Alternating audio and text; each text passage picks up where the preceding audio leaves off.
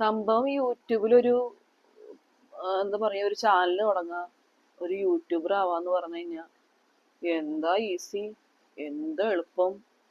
വരുമാനങ്ങൾ, എന്താ പറയാ, പ്രശസ്തി, ഇങ്ങനെ എന്തെല്ലാമാണ്. അതിന്റെ ബാക്കിലുള്ള ബുദ്ധിമുട്ട് ആർക്കെങ്കിലും അറിയോ? ഇതിപ്പോ തന്നെ നോക്ക്, എല്ലാ ദിവസവും രാവിലെ അടിച്ചു കഴിഞ്ഞാൽ ഞാൻ ഇന്ന് എന്തിടും, ഇന്ന് എന്ത് വീഡിയോ ഇടും, ഇന്ന് എന്ത് വീഡിയോ പോസ്റ്റ് ചെയ്യും. ചുമ്മാ വായയിൽ തോന്നണത് കോതയ്ക്ക് പാടുന്നുള്ള പോലെ വാരി വലിച്ച് എന്തെങ്കിലുമൊക്കെ പറഞ്ഞു കഴിഞ്ഞാൽ ആൾക്കാർക്ക് ബോറടിക്കും. പിന്നെ അവർ ഒരിക്കലും എൻ്റെ ചാനൽ കാണില്ല. അപ്പൊ എല്ലാ ദിവസവും രാവിലെ അടിച്ച് ഇതാണ് ചിന്ത. അപ്പൊ കണ്ടന്റ് എപ്പോഴും നമുക്ക് വേണം. അത് ചിന്തിച്ചോട്ടാ പുതിയ യൂട്യൂബേഴ്സൊക്കെ. അതുപോലെ തന്നെ വലിയ വലിയ കണ്ടന്റ് ഒന്നും അല്ലെങ്കിലും മറ്റുള്ളവർക്ക് ഉപകാരപ്രദമാണതോ അല്ലെങ്കിൽ മറ്റുള്ളവർക്ക് എന്തെങ്കിലുമൊക്കെ ആയിട്ട് അതിനകത്ത് ഒരു അട്രാക്ഷൻ തോന്നുന്ന രീതിയിലുള്ള സംഭവങ്ങളൊക്കെ ആണെന്നുണ്ടെങ്കിൽ അല്ലേ അതൊരു രസമുള്ളൂ. അതിപ്പോ ഞാനാണെങ്കിൽ പോലും ഒരു യൂട്യൂബിലൊരു വീഡിയോ കാണണമെന്നുണ്ടെങ്കിൽ എനിക്ക് അതിൻ്റെ ആ തമ്പനയിലുള്ള ഒരു ആകർഷണം, അല്ലെങ്കിൽ അതെന്താണെന്ന് അറിയാനുള്ളൊരു ആകാംക്ഷ, ഇതൊക്കെ വരുമ്പോഴാണ് ഞാൻ എവിടെ അതാണ്. അപ്പോ India is my country, all Indians are my brothers and sisters. അപ്പൊ അതുകൊണ്ട് തന്നെ എല്ലാ സഹോദരന്മാർക്കും സഹോദരിമാർക്കും ഇന്നത്തെ എൻ്റെ ഈ പുതിയ വീഡിയോയിലേക്ക് ഹാർദവമായി സ്വാഗതം. ഇത്രയൊക്കെ പറഞ്ഞു. ഇനി അങ്ങോട്ടുള്ളത് പറയുമ്പോഴത്തേനും ഇവള് ഈ വന്നിരുന്ന് എന്തൊക്കെയാണ് ഒന്നും ചിന്തിച്ചേക്കരുത്. എൻ്റെ കുറച്ച് ആരോഗ്യ പ്രശ്നങ്ങൾ ഞാൻ ഇങ്ങനെ ഇരിക്കുമ്പോ വിചാരിക്കുക, നല്ല ആരോഗ്യവതിയാണ്, തടിച്ച്. ലൈവിൽ ഒരാൾ വന്നിട്ട് എന്നെ വിളിച്ചത് തടിച്ചി എന്നായിരുന്നു.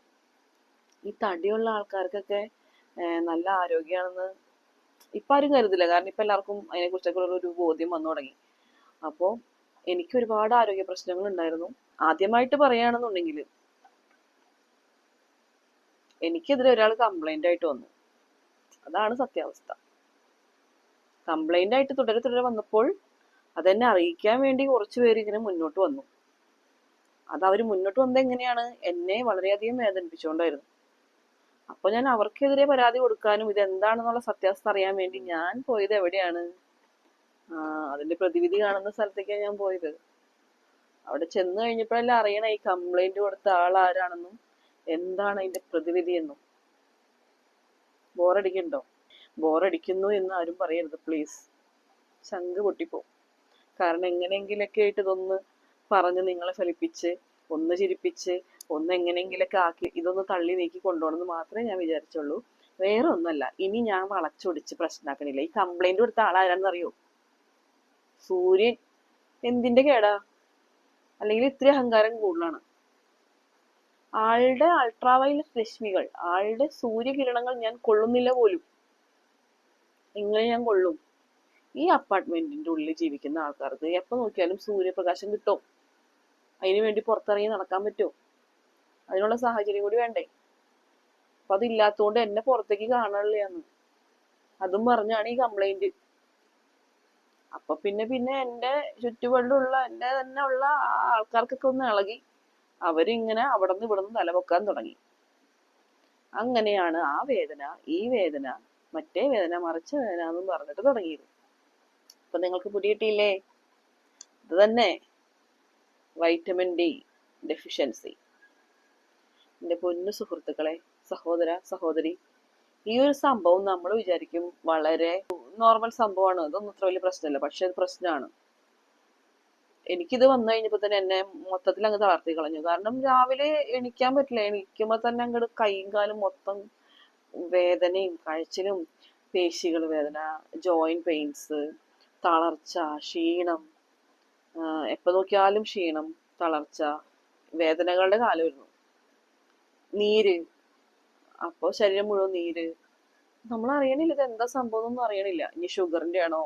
അപ്പോ പാരമ്പര്യമായിട്ട് നമുക്ക് ശരിക്കും പറഞ്ഞാല് അസുഖങ്ങൾ വരും. എൻ്റെ മമ്മിക്ക് sugar, pressure, cholesterol, heart patient ആണ്. അപ്പോ അതിന്റെ എന്തെങ്കിലും ഇതൊക്കെ ആയിട്ടാണോ? ഞാൻ ഒന്നാമത് അമിതഭാരം ഉള്ളൊരു വ്യക്തിയാണ്. കാരണം എനിക്ക് തൈറോയിഡ് ഉണ്ട്. എനിക്ക് പറയാനായിട്ടൊരു വഴിയുണ്ട്. അപ്പോഴും ഞാൻ മടിച്ചാന്ന് പറയില്ല, ഞാൻ സത്യം പറഞ്ഞൊരു മടിച്ചാണ് കേട്ടോ. എനിക്ക് കുറെയൊക്കെ എൻ്റെ മടിയുണ്ട്. ഞാൻ കുറച്ച് ശ്രദ്ധിച്ച് അതിനു വേണ്ടി തന്നെ എൻ്റെ ആരോഗ്യം ശ്രദ്ധിക്കണം എന്ന് കരുതി കുറച്ച് അതിന് വേണ്ടി സമയം മാറ്റി വെക്കുകയാണെന്നുണ്ടെങ്കിൽ ചിലപ്പോൾ ഇത്രത്തോളം വരില്ലായിരിക്കാം. പക്ഷെ എനിക്ക് ഇങ്ങനെ എന്താ പറയാ, ഭാരം കൂടി കൂടി കൂടി വരുന്ന ഒരു അവസ്ഥയായിരുന്നു, തൈറോയിഡ് PCOD പ്രശ്നങ്ങളൊക്കെ. അപ്പൊ അതിനും ലക്ഷണങ്ങൾ ഏകദേശം ഇങ്ങനെയൊക്കെ തന്നെ ആയതുകൊണ്ട് തന്നെ ഞാൻ അതിന്റെയൊക്കെ ബുദ്ധിമുട്ടുകളായിരിക്കും എന്നാണ് പറഞ്ഞുകൊണ്ടിരുന്നത്. എല്ലാവരും പറയും ഞാൻ പറയും തൈറോയിഡിന്റെ എന്താണ്, തൈറോയിഡ് കൂടിയിട്ടുണ്ടാവും, കുറഞ്ഞിട്ടുണ്ടാവും, അല്ലെങ്കിൽ അങ്ങനെയൊക്കെ പറഞ്ഞാണ് മാറിയെന്ന് വെച്ചാൽ. അങ്ങനെയാണ് ഹോസ്പിറ്റലിൽ ചെല്ലണത്. ഹോസ്പിറ്റലിൽ ചെന്ന് കഴിഞ്ഞ് ടെസ്റ്റ് ഒക്കെ ചെയ്ത് കഴിഞ്ഞപ്പോഴാണ് വൈറ്റമിൻ ഡി വളരെ കുറവാണെന്നുള്ളത് അറിഞ്ഞത്. അപ്പോൾ ഡോക്ടർ പറഞ്ഞ കാര്യം, സൂര്യപ്രകാശം നമ്മൾ ഒരു നേരമെങ്കിലും കൊള്ളാൻ ശ്രമിക്കണം, പക്ഷെ അതിൽ നിന്ന് മാത്രമായിട്ട് നമുക്ക് കിട്ടില്ല, സപ്ലിമെന്റ്സ് എടുക്കാണ്ട് പറ്റില്ല. അപ്പോൾ സപ്ലിമെന്റ്സ് നമ്മൾ സ്ഥിരമായിട്ട് ഇത് കഴിച്ചുകൊണ്ട് പോകാനും പറ്റില്ല, കൂടിയാലും ബുദ്ധിമുട്ടാണ്. അതുകൊണ്ട് ഒരു കാലയളവിൽ കഴിച്ച് നിർത്തിയിട്ട് പിന്നെ കുറച്ച് കഴിഞ്ഞ് കഴിയുമ്പോഴത്തേനും വീണ്ടും കുറച്ച് നാൾ കഴിക്കുക. അങ്ങനെയാണ് ഇതിനുള്ള ഒരു പ്രതിവിധി.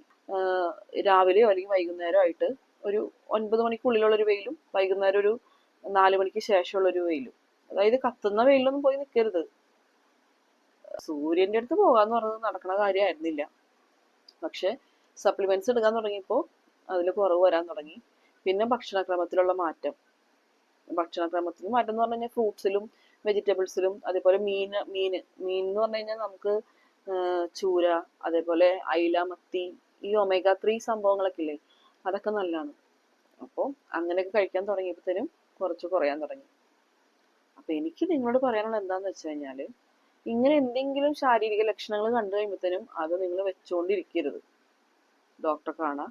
അത് വൈറ്റമിൻ ഡിയുടെ ഡെഫിഷ്യൻസി ഇപ്പൊ എല്ലാവരിലോട്ടും വരുന്നുണ്ട്. ഏറ്റവും ഇതെന്ന് പറയുന്നത് മുടി വല്ലാണ്ട് കൊഴിയാൻ തുടങ്ങും, മുടി കൊഴിച്ചില്, സ്കിന്നിനുള്ള പ്രശ്നങ്ങള്, അങ്ങനെ ഒരുപാട് പ്രശ്നങ്ങൾ ഇതിനകത്ത് വരുന്നുണ്ട്. അപ്പൊ വിറ്റാമിൻ ഡിയുടെ കുറവുകൾ ആരൊക്കെയാണ് ബാധിക്കുന്നത് അറിയോ? എന്നാ പിടിച്ചോ. ശിശുക്കൾ, കുട്ടികൾ, മുതിർന്നവർ എന്ന് വേണ്ട എല്ലാവർക്കും ഉണ്ടാവും. എല്ലാവർക്കും വരും, പേടിക്കണ്ട, എല്ലാവർക്കും കിട്ടും. ചില മരുന്നുകളും ഇതിന് കാരണമാകുന്നെന്ന് പറയുന്നുണ്ട്. എന്തിനൊക്കെയാണെന്ന് അറിയോ? ക്ഷയം ഇപ്പൊ ഒന്നും നമ്മുടെ ഇതിലങ്ങനെ അധികം ഇല്ല, പണ്ടത്തെ പോലെ ഇല്ല. അതുപോലെ അപസ്മാര രോഗത്തിനുള്ള മരുന്നുകൾ, കൊളസ്ട്രോളിനുള്ള മരുന്നുകൾ, ഭാരം കുറയ്ക്കുന്നതിനുള്ള മരുന്നുകൾ, അതുപോലെ സ്റ്റിറോയിഡുകൾ, ഇതെല്ലാം ഈ വൈറ്റമിൻ ഡി കുറയാനായിട്ട് ഇടയാക്കുന്നു പറയണേ ഈ മരുന്നുകളൊക്കെ കഴിക്കുമ്പോൾ. അപ്പൊ ഇത് നമുക്ക് കണ്ടുപിടിക്കാൻ, ഇതിന്റെ ഡെഫിഷ്യൻസി ഉണ്ടോ എന്ന് കണ്ടുപിടിക്കാനായിട്ട് നമ്മൾ ചെയ്യേണ്ട ബ്ലഡ് ടെസ്റ്റ് എന്ന് പറയുന്നത് 25 ഹൈഡ്രോക്സി വിറ്റാമിൻ ഡി എന്ന് പറഞ്ഞൊരു ടെസ്റ്റാണ്. ഈ പറഞ്ഞ കാര്യങ്ങളൊക്കെ ഒരുപാട് പേര് യൂട്യൂബിൽ ഇട്ടിട്ടുണ്ട്. പക്ഷെ അതുപോലെ അല്ലല്ലോ ഞാൻ. അതിന്റെ ഒരു പ്രത്യേകത ഇല്ലേ, അതാണ്. ചിലപ്പോ ആദ്യമായിട്ട് കേൾക്കുന്നവരുണ്ടാവാം. എന്തായാലും ഇതുവരെ എന്നെ കേൾക്കുവാനായിട്ട് കാണിച്ച സന്മൻസിന് ഞാൻ ഒരുപാട് നന്ദി പറയുന്നു. അപ്പോൾ എല്ലാവർക്കും ഈ ഒരു ദിവസത്തിന്റെ ആശംസകൾ നേർന്നുകൊണ്ട് ഞാൻ എൻ്റെ വീഡിയോ ഇവിടെ ഉപസംഹരിക്കുകയാണ്. ഈ വീഡിയോ കാണുന്ന എല്ലാവരും സബ്സ്ക്രൈബ് ചെയ്യാൻ മറന്നു പോകരുത്. പ്ലീസ് സബ്സ്ക്രൈബ് ചെയ്തിട്ടൊന്ന് കാണൂ. ഒരു ചെറിയൊരു ഹെൽപ്പ്. ശരിക്കും പറഞ്ഞാൽ ഇതൊക്കെ ഒരു വരുമാന മാർഗത്തിന് വേണ്ടി തന്നെയാണ് ഈ യൂട്യൂബ് എന്ന് പറഞ്ഞ സംഭവത്തിലൂടെ നമ്മൾ എല്ലാവരും കടന്നു വരുന്നത്. നല്ലൊരു വീഡിയോ ആയിട്ട് നമുക്ക് വീണ്ടും കാണാം. ബൈ.